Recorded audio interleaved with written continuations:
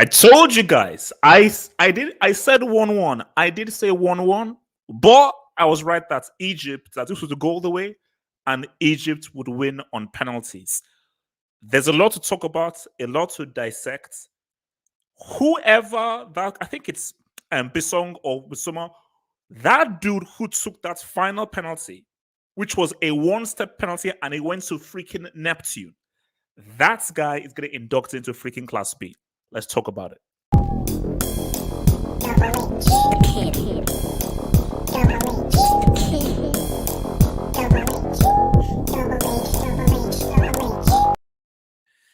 Hazem, I told you, bro. Let's go, bro. Give me wait, Hazem.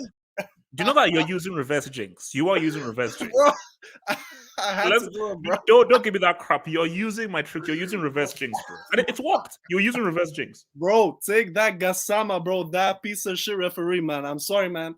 I'm not holding back. That referee is a piece of shit, bro. This guy was trying to do everything, even in the last minute when the penalty, when the Cameroonian guy missed the penalty. No. You know that Queiroz wanted to. He didn't want to blow the whistle. Bro, Queiroz was about to punch him in the face. Like Queiroz actually had a fist, and I was literally about to punch him in the face. I was like, are we actually going to see a fight, bro?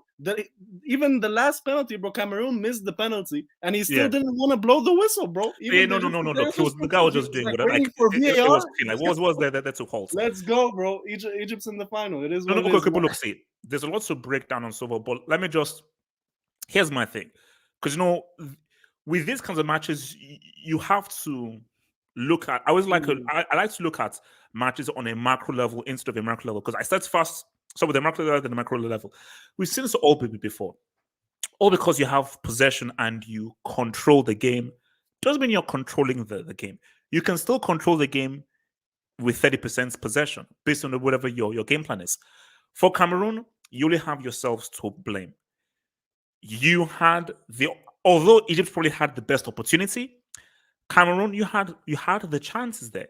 You see, a great man, my older brother said that penalties is a punishment.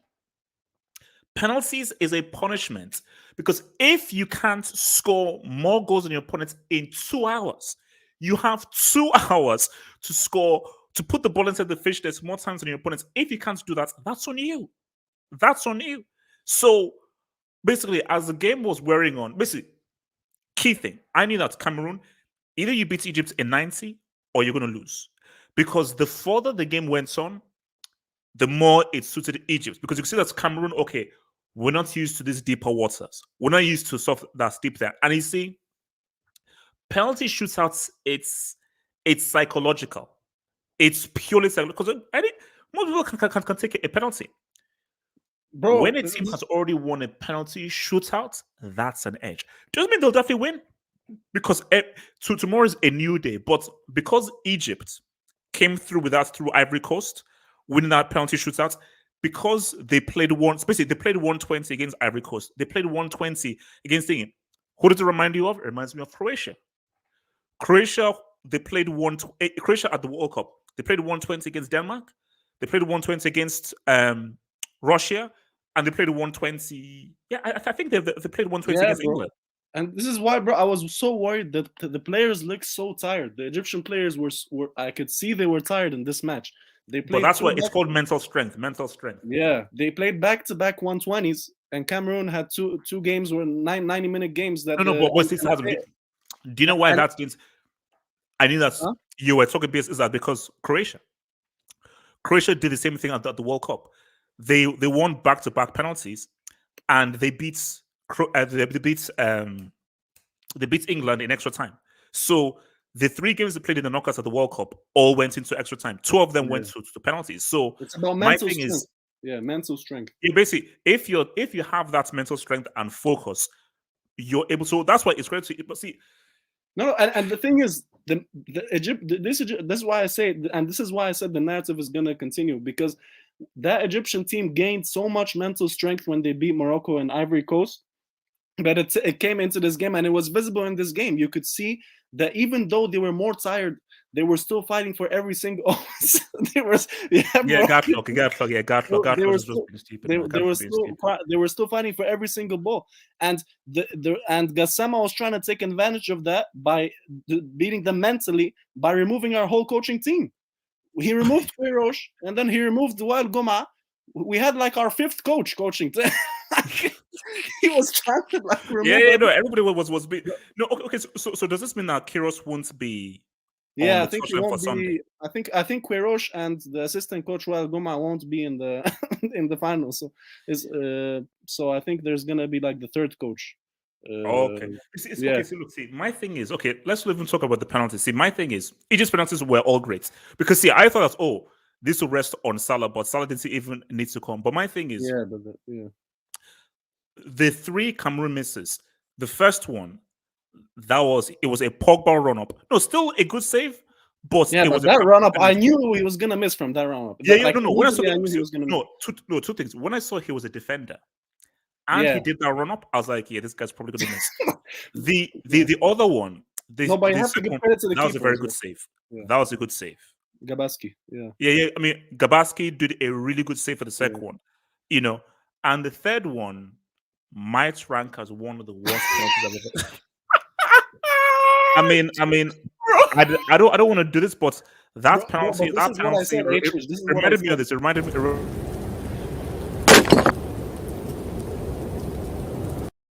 That has to rank because my thing, no, it's bad enough that you're doing one step. Yeah, So, you're taking one step, okay.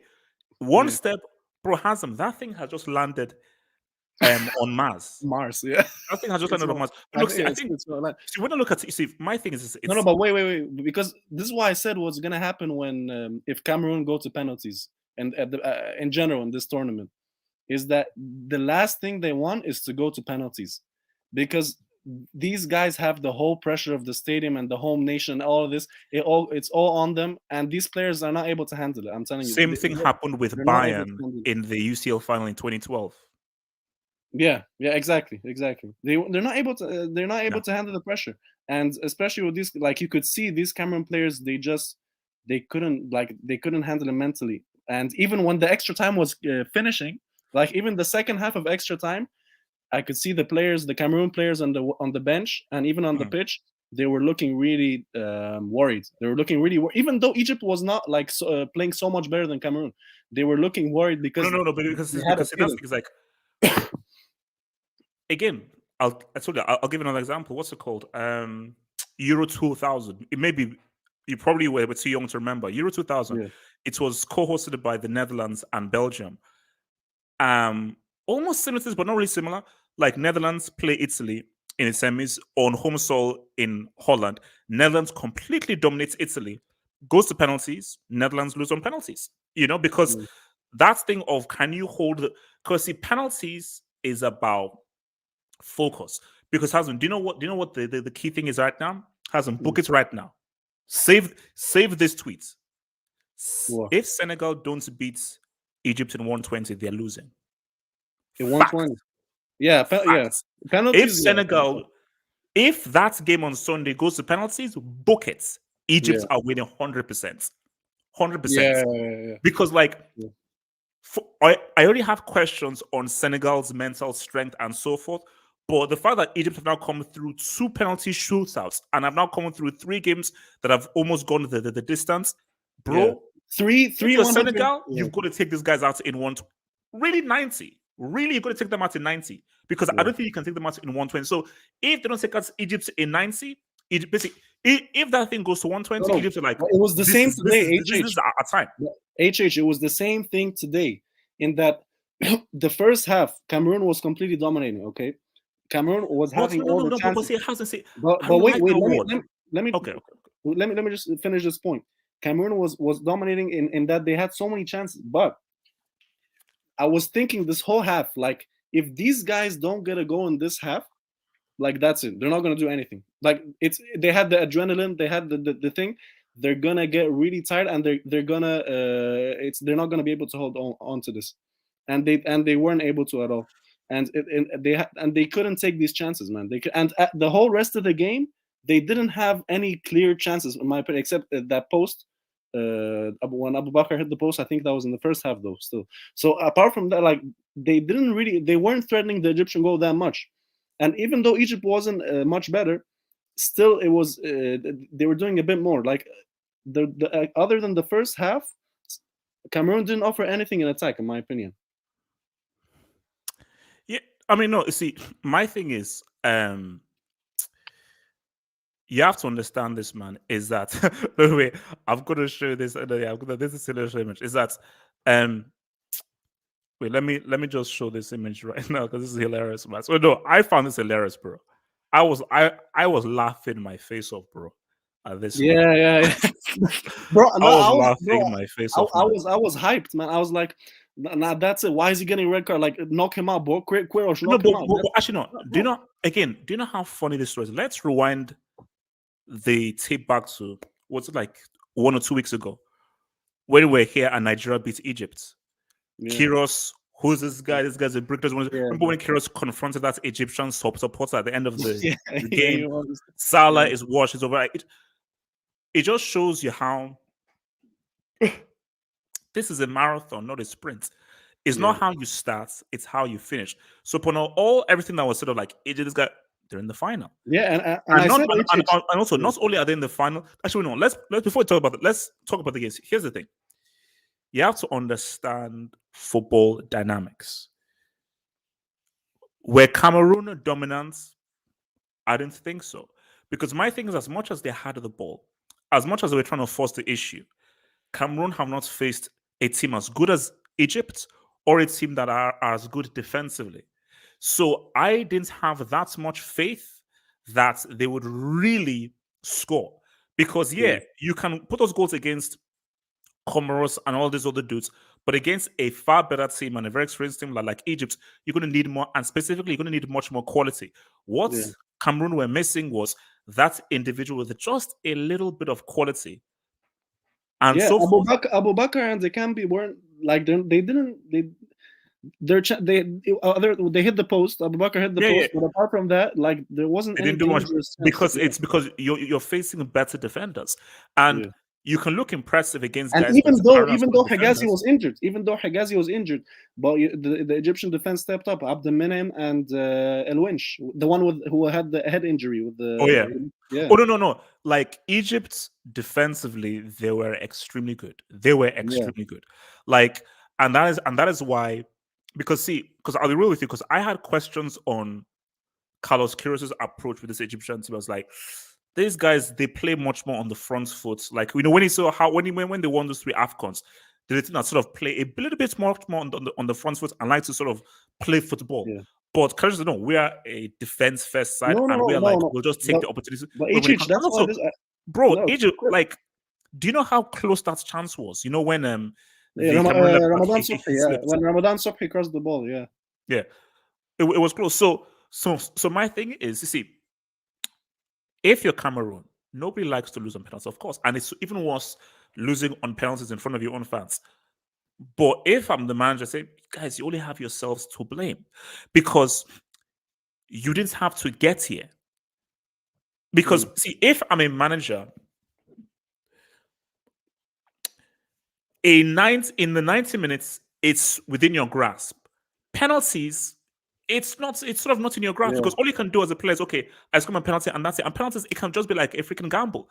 So you have to do whatever you can to win that game in 90, because I told you, as soon as that thing went to penalties, I'm like, I'm sorry, I can't put money on Cameroon winning this one on penalties because I'm not sure they have the mental strength. They've never, not once in this Afcon have they been beyond 90 minutes. Look at who they faced. And they didn't take penalties. They didn't have penalties in this Afcon at all. So Egypt had practice for penalties. They've practiced. And no, it's not even practice. Because practice, training. They've been in situations where, okay, this is do or die. You have to say what's up. And they said what's up against Ivory Coast. So it's like, and look, somebody wrote on Twitter that the ref Gassama, he couldn't believe the third penalty miss. That's why he didn't blow. Yeah. He couldn't believe that he missed it. No. He was like, wait a minute, you didn't do that. Let me. You see, for me, I'm like, those were basically I mean, 2 out of 3 of those Cameroon misses were horrendous. Like Egypt's Yeah, penalties were very good. yeah, Those were very good penalties.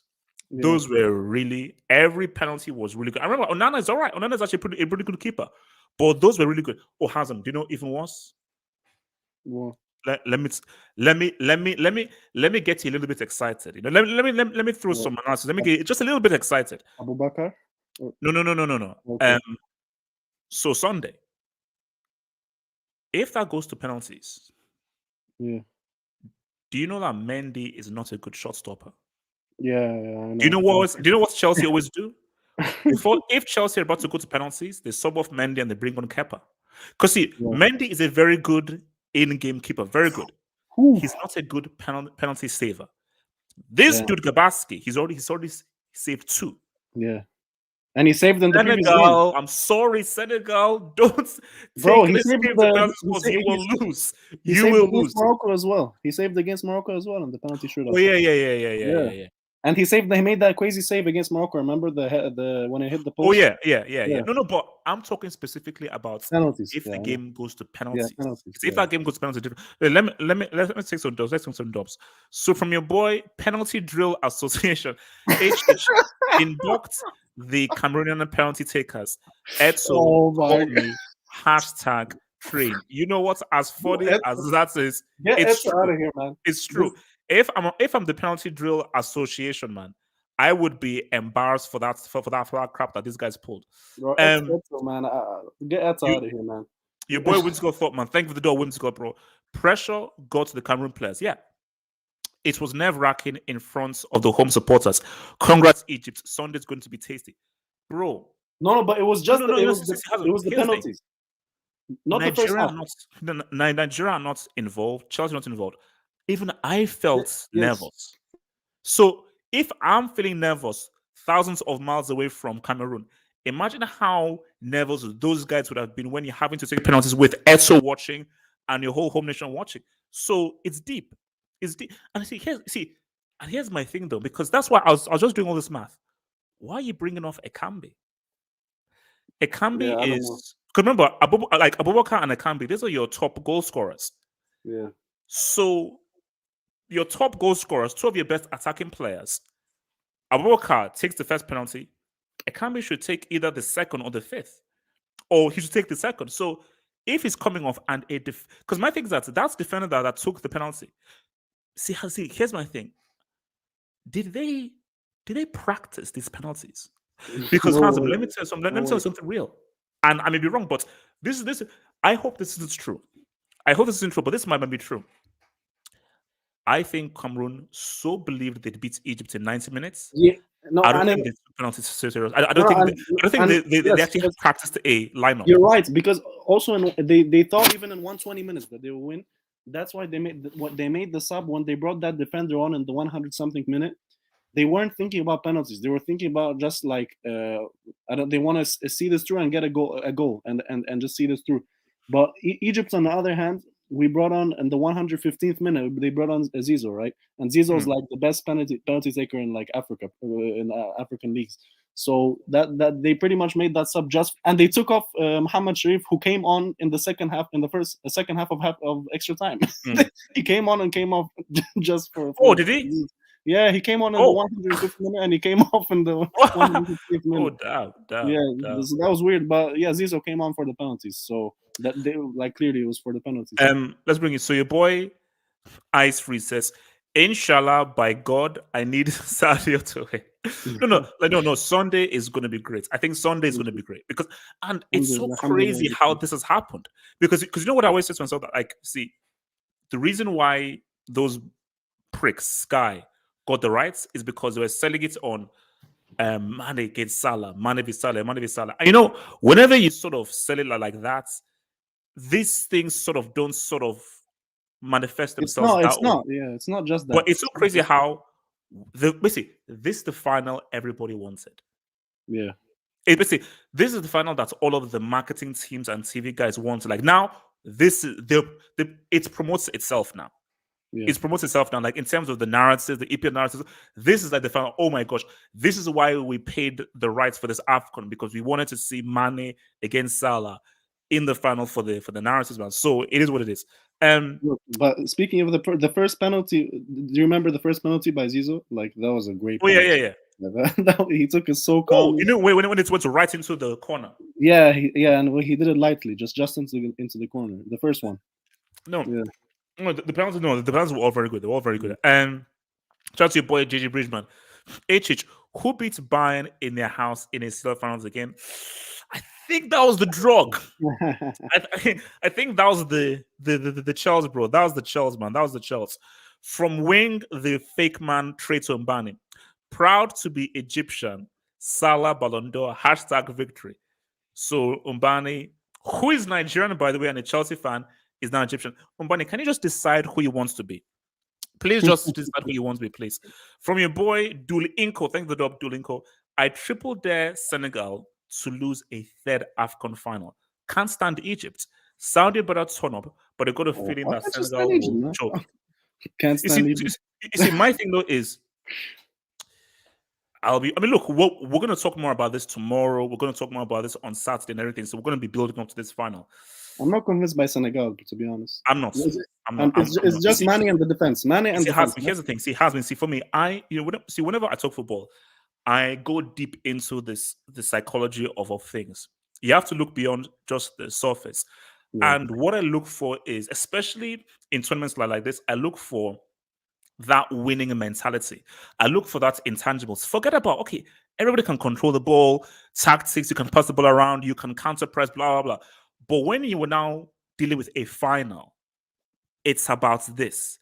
Because Egypt know that if we take you into deep waters, I don't think you can swim. Yeah. I don't think Senegal will be able to swim in those deep waters. So for Senegal, on the surface, people will say Senegal are the favorites based on just how talented their team is, based on how many players, how many players they have that played in Europe. That's on the surface. But if you dig deep, Egypt are the favorites. Egypt are the favorites. Because when you come from a lineage that have won this, again, like, is it El Hadari? El Hadari, yeah. Like, bro, like, he's been here 3 times. So having him in the dressing room, his presence, bro, like, that's a very good point. I've been here. Yeah, that's a very good point, because the thing that Egypt did right in this tournament, and Queiroz did right with picking his coaching staff, is that he had former members of those legend team that won the 3 in a row in the dressing room. El Hadari, Wael Goma, the assistant coach, he's also one of the big defenders in that team, and a couple of others. So these guys are on the bench, and they supported them mentally so much in this match, and you could see it. El Hadri was constantly talking to Gabaski. Gabaski was congratulating Gabaski after That's what I saw, because like before the penalty shootouts, you saw them giving him like pointers of like, calm down, relax, focus, keep focus, don't boom, boom, boom. And because see, my thing with a penalty shootout is, again, a keeper can only win. A keeper can only win. And my advice to guys in a penalty shootout and so forth is, you can take an educated guess. It's still a guess, but you can make an educated guess. Yeah. Because, bro, like that guy that took the Pogba run up, I mean, what are you doing? What do you? No. Basically, that's one thing. Hasn't. Unless you're Drogba, and that's Drogba, who can do a one-step thing. But he did it wrong. He didn't do it. The execution was completely wrong, because in that run-up, when Drogba does it, he does it slowly so that he can see where the keeper is going. No. But Hassan, even if you're doing it slowly. But he didn't. He didn't even look where the keeper is going. Whether Drogba is a great finisher. So if you're a really good finisher, you can do one step because of how precise you can be with your foot. Bro, I remember this dude because he used to play at Spurs. I'm talking about at Tottenham. This guy's mid. But I'm talking about the other one who did many steps, who did like 3,000 steps. Oh, yeah. Yeah, I'm saying that the way you do it is, the reason that you do it is to see where the keeper is going in the last moment. And then, like Lewandowski kind of does a kind of half step, and this is like a different way to do it. But he did it completely wrong. He just went in the same direction as he was planning. Okay, wait, Hassan. Let me rewind it back. So remember yesterday, I asked you this question because I want to see whether you still have the same answer. And I asked you and I said that if you had to choose winning Afcon or World Cup qualification, now you're in the final. Do you still say the same answer? Yeah, I still have the same answer. Yeah, I still have the same answer. Okay, but see, you're not as convinced. You're not as convinced because you can see this trophy. It's not easy, of Hazem, course. you can see this trophy in the background. Yeah. Hazem, you want Salah to lift this trophy for your narrative. Yeah. Hazem, I know your narrative. You want Salah to lift this damn trophy for your narrative. Lift it, but it's like the World Cup is more. It's like Egypt has already a history in Afcon, has 7 Afcons, and it's the biggest team. Hazem, I'll be real the with World you. Cup. Egypt has, and for a long time, 27 years, they didn't reach the World Cup until Salah took them there with that penalty. And for Egypt to reach the World Cup, it will be something good. It will be a chance for Egypt to do something. No, but Hazem, I'll be real with you. I believe if you got Salah in a private room, so there are no cameras, it's not public, and you ask Salah that if you had to choose World Cup qualification or if you say World Cup qualification or winning the Afcon. Maybe he would say Afcon because for him he wants to win it, because I know he's been struggling to win Afcon for a couple of years now. In the 2017 final, he came so close. So like he really wants the Afcon. Like because I think that look, it's the same thing like that you have with same thing you have with every superstar player, like truly special player or so for. Like, see, for me, it's just unfortunate that Liberia did not have a very good team, because I'm sure Weah would have wanted to win something for Liberia, but as amazing as Weah was, bro, Liberia as a team were just not very good. Yeah. But Salah is like, I have to win it, because it's like Messi and Argentina. Yeah. For Argentina, who are the second most successful side in South America, Messi, you can't retire and not win a Copa America with Argentina. That can happen. So Salah knows that I can't, based on how good of a player I am, and the fact that Egypt are the most successful team, I can't not win an Afcon with Egypt. I can't not. Yeah. So, which is why, because people, someone asked the question, okay, come this Sunday, who needs it more? And that's a great question. Who what? Especially, who needs this Afcon more on Sunday, Mane or Salah? That's a great question. Salah needs it more. Because okay, you can say no, but see, my arguments for Mane, is Senegal have never won it. You're now in back-to-back finals. Many people consider you guys the most talented side in Africa. You know, but in terms of just man to man, the talents that's over there. I was watching a program about Mane and so forth and how he was in Senegal, and this guy, he's a hero. This guy is literally he's a hero in Senegal and so forth. So that's the thing. He's a hero for them, even if he doesn't win Afcon. Even if Senegal have never won. That's why it's even deeper, because he knows that, man, win, lose or draw, I'm a hero here. But he knows that, because Mane knows that, my God, if I'm able to deliver this, I was part of the first generation, because El Hadji Diouf, he's there because he was there at the game. If I was the guy that was the first guy to deliver this for Senegal, bro. But that's the thing. That would be amazing for him. But you're saying what would happen if he does win, not if he does not. If he does not win it, he won't be like, it won't be a massive deal that he didn't win it. It will be an amazing thing if he does win it. It still will, man. For Salah, because no. Back-to-back finals losses, bro. Senegal never won it, and that's the key point. Senegal never won it, and Egypt have won it 7 times. So automatically, there's an expectation for Salah to be able to win it with a team that's won it 7 times. And for Senegal, you don't have the same expectation that Mane has to win it because Senegal is known for winning it. No, Egypt is known for winning it. Egypt is known to be a big team. And if Salah doesn't win it in his whole career, then there's always going to be something missing for Egyptian fans. And they're always going to love, not in terms of greatness, but they're always going to love Abu Trika, maybe more than Salah in terms of what he's done for Egypt.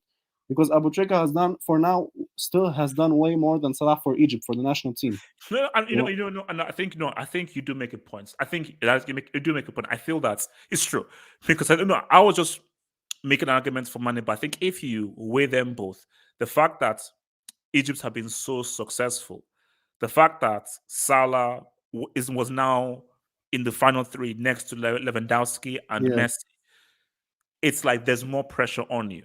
So for yeah, Salah, yeah. I think Like based on your status in the world right now. The Egyptian media, they call him the best player in the world, right? Like I'm not saying the Salah is the best player in the world, but this is what the Egyptian opinions are in the media and the players. So imagine the pressure on him now that the best player in the world is not able to, the so-called best player in the world is not able to win Afcon with Egypt when they reach the final again.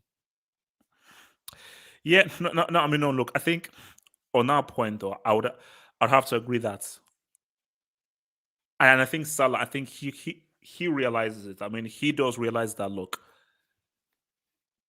based on 2017, losing that final in 2017, Against Cameroon. 2019, So the losing in revenge for Cameroon Egypt is there. to South Africa. He Yeah. knows that now, bro. This is my third go around in the final again. You have to deliver. Yeah. You have to deliver. Yeah. You know, and but see that's why. Like again, we'll talk more when we get near it, because I think for Egypt it's like, obviously everybody wants. If you're in a game, you want to win a game and so forth. But I think Egypt's psychology is don't force the issue.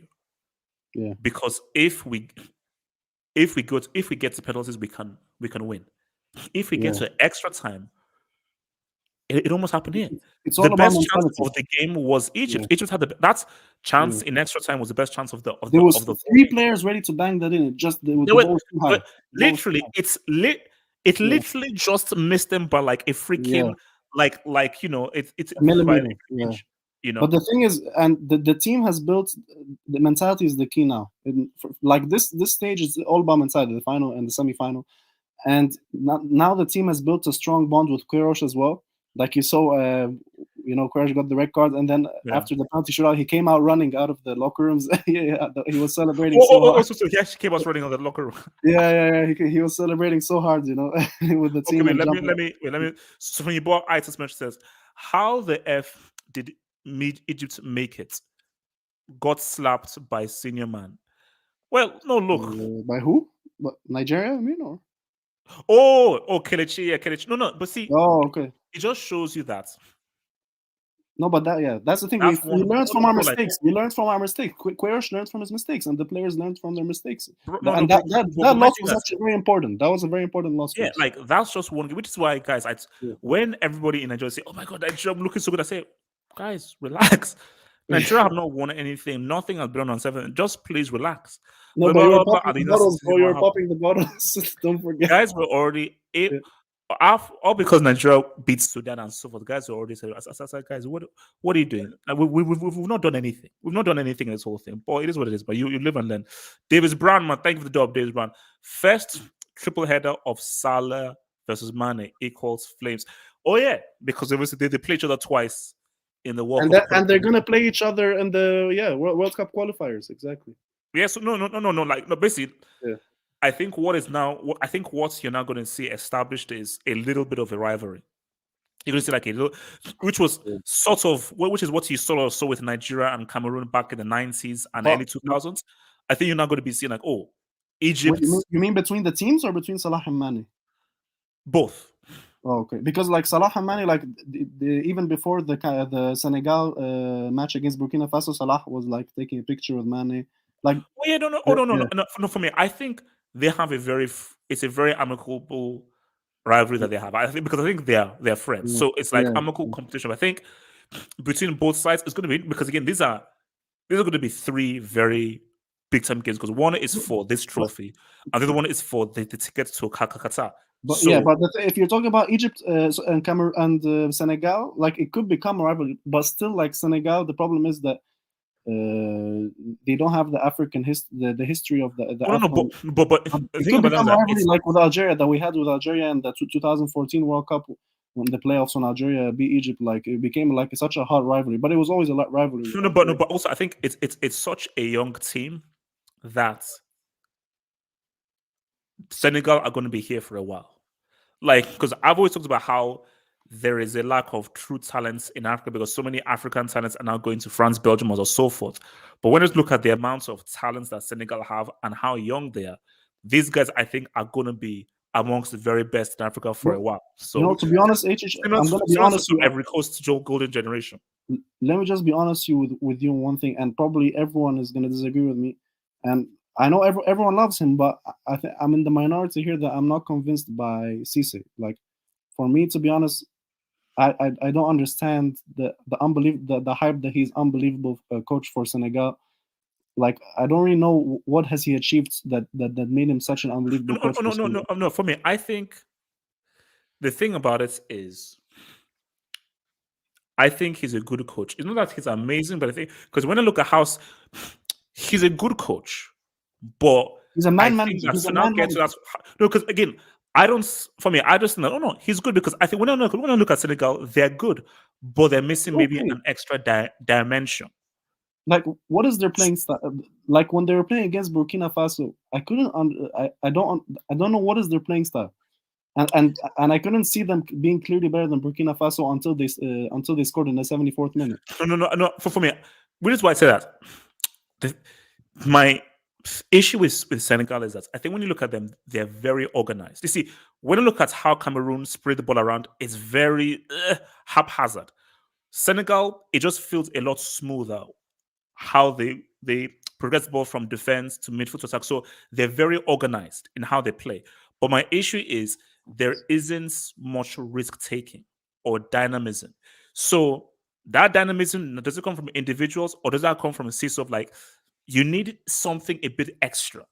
Just playing safe and just sort of now looking nice and neat isn't going to win you a trophy. What wins you a trophy is you need an extra dimension. And if you take Mane, let's say you take Mane out of that Senegal team, it's still a great squad man for man. But would they? Then I think they would. Their performance, they would go way down if you took Mane out of that team.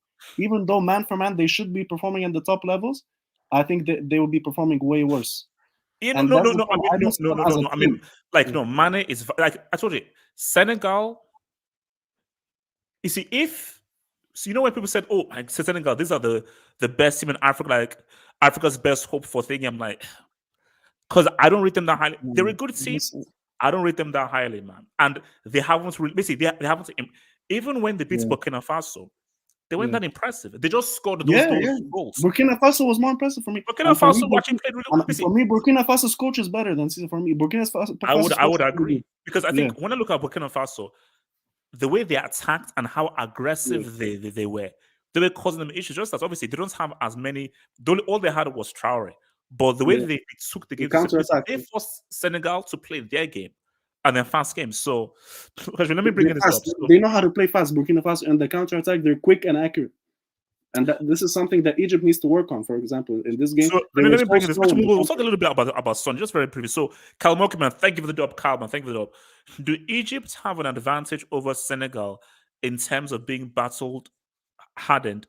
Egypt rose to the final. Ivory Coast, Morocco, Cameroon, Senegal's Cape Verde, Ecuador, Burkina Faso. Now, let me answer this. Now, in football, the beat about football is that 1 + 1 does not equal 2. It's a final. Senegal can win. Egypt's going to win. A final is a final. A final is a final. But I was thinking when I was watching the Cameroon, I actually had this thought in my head. I said, okay, wait a minute. If Egypt beats Cameroon, then they would have gone through Ivory Coast, who were very impressive against Algeria. They'd have gone through Morocco, who many people put as favorites alongside Senegal. Then they'd have beaten the host nation, which is always very difficult, and the host nation being Cameroon, the second most successful side. That is a tough route. So, and that's why I say battle-hardened. All because you're battle-hardened doesn't mean that you will 100% win. But I think that a battle-hardened team have a much stronger chance of saying what's up in the next round.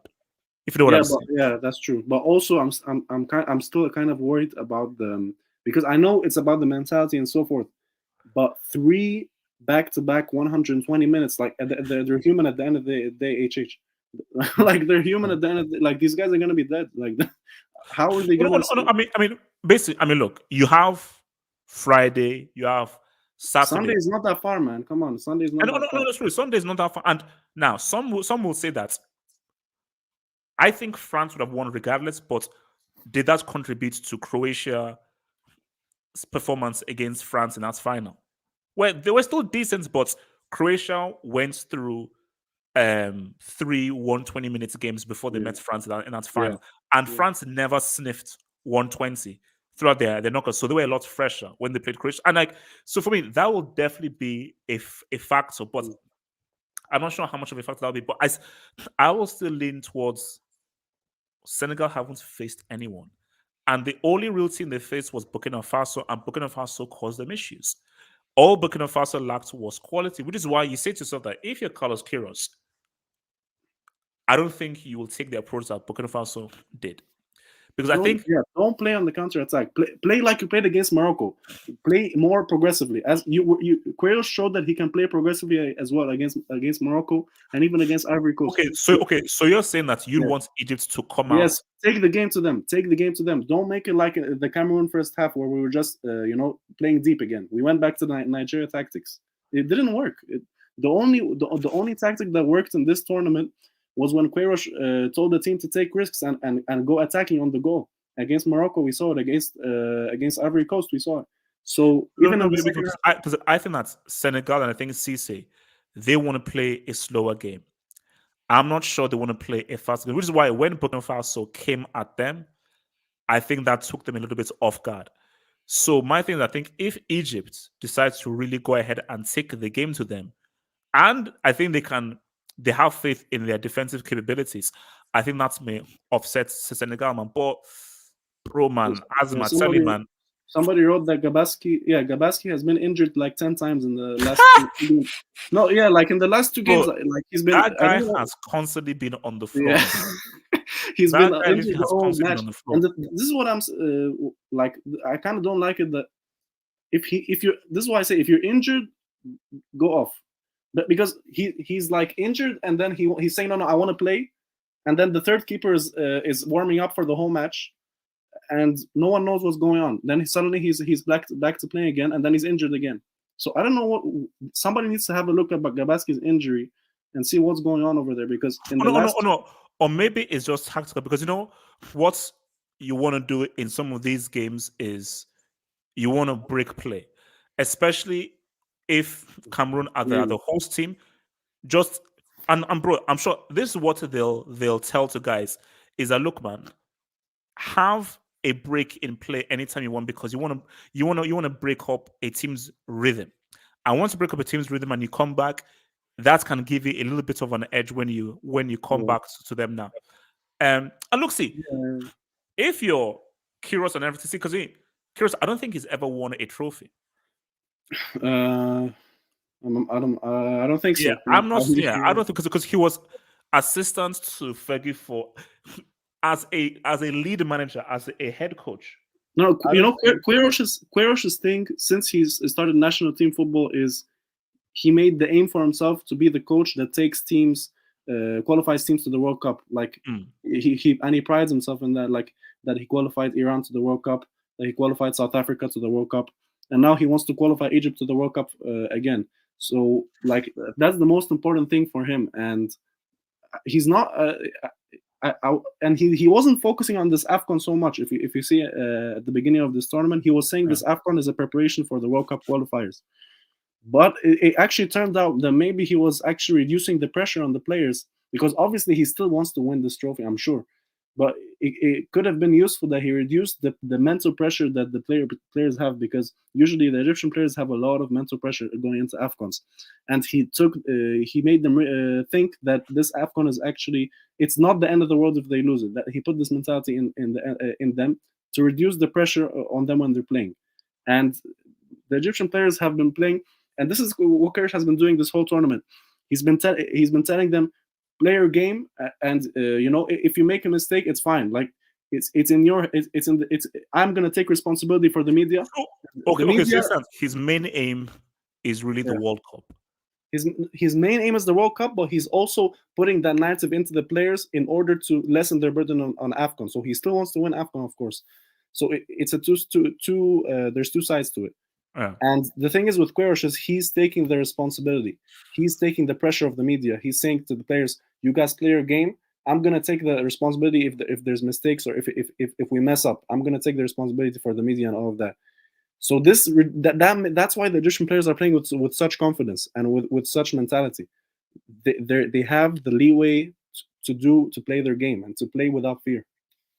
But no, I mean, look, I mean, my thing, look, as we even approach this thing right now is, um, so do you still think that there's still some anti-Salah sentiments out there?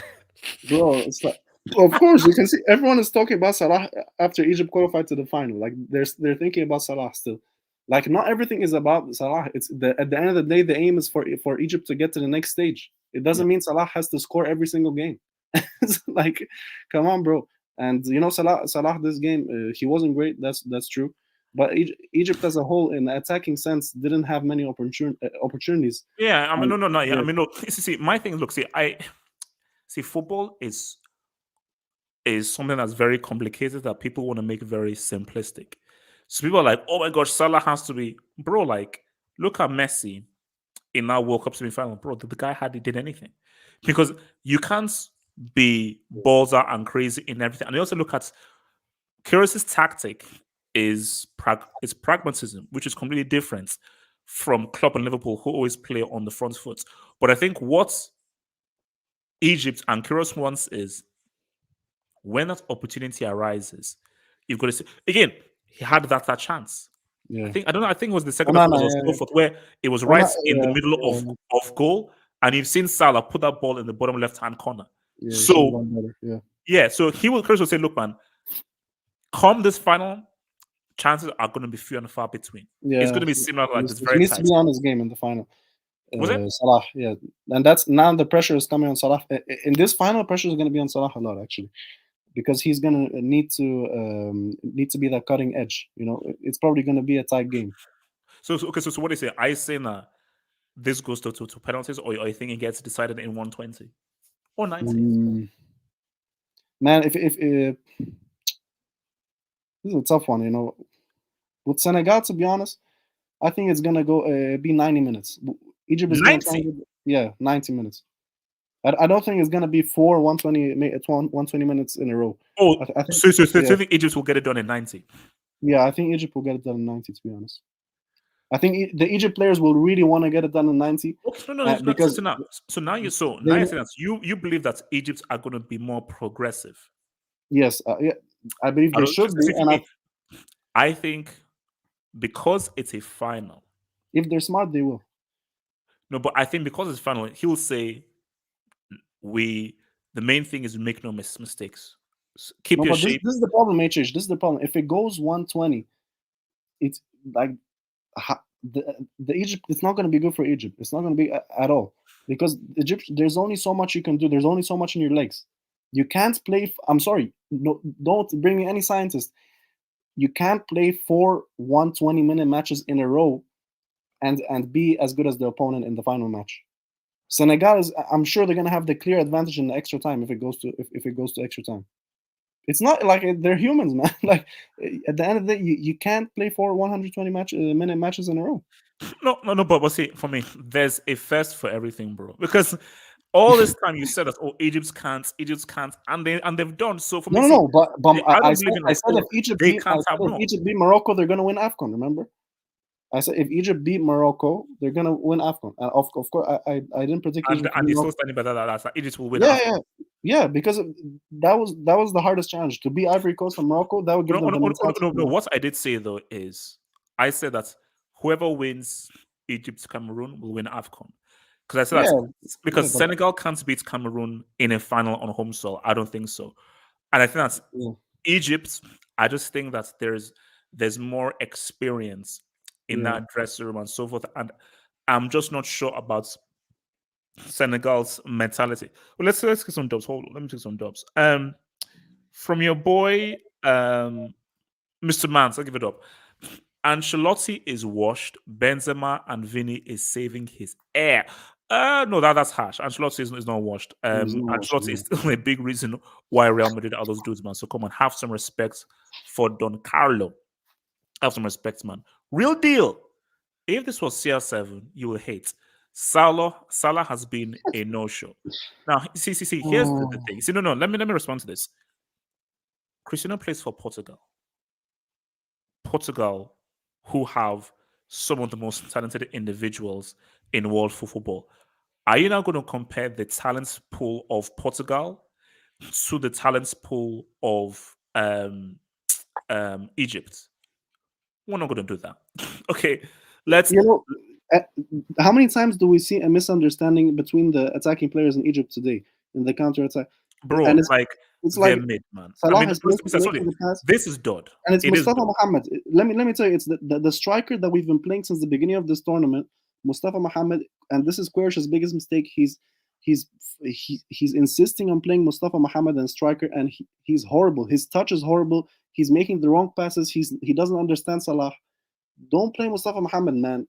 We have other players. It's like Yeah, I mean, this guy's not good, man. and from your boy Whimsical Thumb, thank you for the door, Whimsical, bro. In other news, oh wow, Bilbao beats Real Madrid in the Copa del Rey quarterfinal. Bilbao were great today. They beat both Barca and Real Madrid. God damn. I mean, look, well, that means the treble is off now. That means there's no more treble. There's no more trouble, man, for those dudes, man. Damn, that's crazy, man. That's crazy. So look, man. I mean, I was just sort of round this oof, man. Um, so is your con because again you would so are you so you would say that your confidence is growing Yes, for the yes, final. yeah, bro. As I said, I'm sticking to what I said after the before the Morocco game, that if we beat Morocco, we're gonna win Afcon, and I said before this game as well that I still think that we would edge Cameroon because of the mentality of the players, So and I okay, so you're and I doing it still we were gonna based win purely Afcon. on the I mentality. believe, yeah, I believe we're gonna win Afcon because of the mentality that the players gained after the games against Ivory Coast and Morocco, and I believe that Senegal is not going to be enough. They don't have enough in their tool set or whatever you call it to stop Egypt. To be honest, I think Senegal is a strong team man for man, but I don't see them as a better team playing as a team than Egypt and mentally as well. You know, 'cause for me, like, that's why I just say like which is why whenever you get to a final, it's about your state of mind. It's Yeah, not about how good you are talent wise. It's not about your talent pool or so forth. It is 100% about your state of mind. And if you're not mentally ready on there, your talent alone won't yeah, make you win that. It yeah. won't make you win. And my thing for Senegal is look, they may prove us wrong, but in my heart of hearts, I can't put money down on Senegal now being able to beat those dudes and say what's up as opposed to uh, Egypt. I just can't because I don't have as much faith in within Egypt in a final than think because yeah, people say, oh, Egypt have lost a final, but who did they lose a final to? Cameroon, Yeah. who are a lot experienced and the second most successful side. So And that 2017 team, that 2017 team was still a very. It wasn't a strong Egypt team. It was a team reliant on Salah and Trezeguet in attack, and that's it. Like now, the team is much stronger in terms of being actually a full team. In the years, this is the first year since the golden generation that Egypt actually looks like a strong team together. It's been a long time. It's been a long time since we've seen Egypt in such good form and playing together as a yeah, team. And no, for me, hold no. I on, think no. Look, I said again, I'm sure Salah wants he wants to win that Premier League. He wants to win the Champions League. Same thing for Mane. But winning something for your country is different. Ask Messi. Messi will tell you that Copa America win trumps every single La Liga or Champions League win. Every single yeah, one. It's like, just that's one win with Argentina because it's just means more. Like winning for your country means more for your club. And it doesn't matter what your club is. People say, oh, you'll never walk alone. Cool. I mean, Liverpool is big, but for your country, it's huge. And I think and I think this is just the sad thing. Is even when you look at when Cameroon lost, it is so unfortunate when you basically when someone has to lose. Because someone has to lose. And yeah. someone is going to be in tears. Either Someone's Mane always will be in tears or Arabs Salah always will be in disrespecting tears. Arabs always disrespecting Afghan officials. Not what I'm not disrespecting Afghan officials, bro. Like, come on. If anyone who watches that match, you will see clearly that Gassama was doing everything, bro. Like from the offside in the first half that was clearly not offside, to countless fouls that he wasn't giving to Cameroon but giving to Egypt. Smiling at the end of the first half when the Egyptian officials were Oh, no, angry. come on, that was just a rice smile, man. It didn't mean anything. It was just a rice smile. Bro, Like, come on. bro, he literally he was doing it's so clear that his officiating was against Egypt, and Gassama is known for that. Like that's why the Egyptian FA complained before the match that they put Gassama for this match. Gassama is known to always be against Egyptian clubs in the African No, Champions no, League. okay, Always he has okay, problems with the Egyptian so clubs. we don't know who the referee for the final is yet. We don't know. No, we don't know. Imagine if they put Gassama again. Oh, That no, would no, be, no, no, no. You yeah, can't. Like you yeah. can't. A guy who the referees who No, do but this, that's no, but now it's fine because that can't happen. no, but now it's fine because Cameroon are out, right? So Yeah. they have no interest unless they want to like do Egypt dirty even after they went out. But because Yeah, they were no, doing it's just no. Look, I think like see, basically, it happened in '02 with South Korea, bro. The referees were bought. Those referees in that World Cup in South Korea, they were like Italy and Spain literally got screwed over. Like bro, they paid yeah, those I'm refs. sorry, but if people, I can see people they don't want to believe that the referees are being biased. Like, come on, you saw what happened in the Tunisia game in this Afcon. We saw what happened in the Tunisia game with the 85th minute whistle and then the 89th minute. Like, it's not a theory. It's not a theory. And we're in Afcon. We're not in the Euros. There's still a big problem in Africa with referees, and especially host nations taking advantage of that. And when Egypt was the host nation in 2019, there wasn't the same problem. Egypt went out in round 16. It's Cameroon have reached the semi-final, and even the match against Gambia, there were so many questionable decisions over there. Yeah, no. Basically, for me, look, this is my hope for the final. I just want a clear, clean, fair game. That's what I want. I want a game in which 11v11. There's no referee. There's no referee interfering. No useless red cards. 11v11. Nice, good, clear final. No dubious dumb penalties. Let us have a nice, clear, clean, great game. And this is my other hope. Let it be decided either in 90 or 120, because I think penalties penalties is harsh, but see, in one sense, penalties is such a harsh way to lose. But at the end of the day, you have 2 hours to score more goals than your opponent. Like, if it's my wish is, bro, in and this you have final, to know how to take let it get sorted out in 90 or 120. Yeah, but still, like penalties still show like the skill. Like, you have to know how to take penalties. I'm sorry, but the penalties in this tournament, Egypt against Ivory Coast and against Cameroon, showed that Cameroon and Ivory Coast players, they don't know how to shoot these penalties. Like, these guys are not. You see, these guys are not prepared for penalties. It's more than that. Penalties is not just about how good you are at taking it. It's your nerves. If your nerves get the better of you, but I'm saying it's part of the team. Like, the part of the team has to be that the team knows how to take a penalty shootout mentally, it has no. Okay, listen to what I'm saying. I'm not saying that all because the team wins on penalties, they don't deserve credit. No, penalties is part of football, and penalties is another element of the skill of taking the penalty under pressure after playing for 2 hours. So that in itself is a skill and an element of dot. I'm just saying that for me, my preference is get it sorted in 90 or 120. That's my preference. But if it goes to penalties, so be it. score your penalties. If you don't, you lose. If you don't, you lose. And you see, and my thing is, like, Cameroon should be like, oh man, penalties, bro. The reason why we're at penalties is because you didn't score all the opportunities that you had. Like, look at the amount of the quality of chance that Cameroon have, but someone slipped. Like that chance in the first half with Ekambi, bro, you bricked it. Like, if you had gotten that on target, it's probably in. You were inside the penalty box and you bricked it. So, saying the one where he kind of crossed it, but it went to the keeper. No. When the ball came in, and I think it came behind him, and he hit it with his left foot, but he was sort of off balance.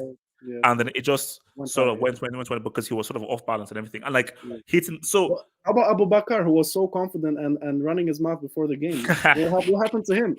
no, This guy was. no. Do you know what I thought would happen? What I happened? thought that he'd missed that penalty. Yeah, me too. Yeah, I I thought thought he missed, better than and I anything, was hoping. I I was thought hoping. he'd missed that penalty and so forth.